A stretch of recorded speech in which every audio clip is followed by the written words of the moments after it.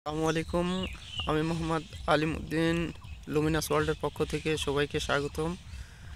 আজ আসছি দুর্গাপুর উপজেলা রাজশাহী উজালকলসি গ্রামে সেই আব্দুল সালামের পেঁয়াজের বীজ উৎপাদনকারী জমি কদমের জমিতে।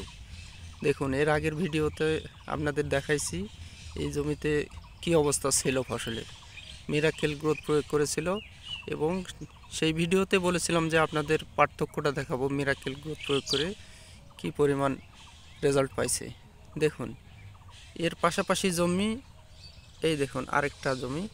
এই জমি মালিক কিন্তু অন্য বিভিন্ন কোম্পানির রিটেলার, বিভিন্ন মেডিসিন বিক্রি করে থাকে।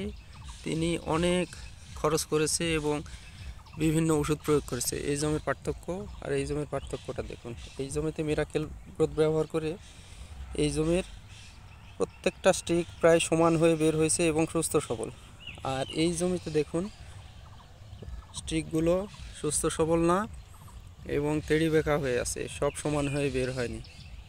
দেখুন, আপনারা এই পার্থক্যটা আপনারা নিজেরাই দেখুন, মিরাকেল গ্রোথ প্রয়োগ করা আর মিরাকেল গ্রোথ প্রয়োগ করা নাই, এই দুটার মধ্যে পার্থক্য আপনারা দেখুন।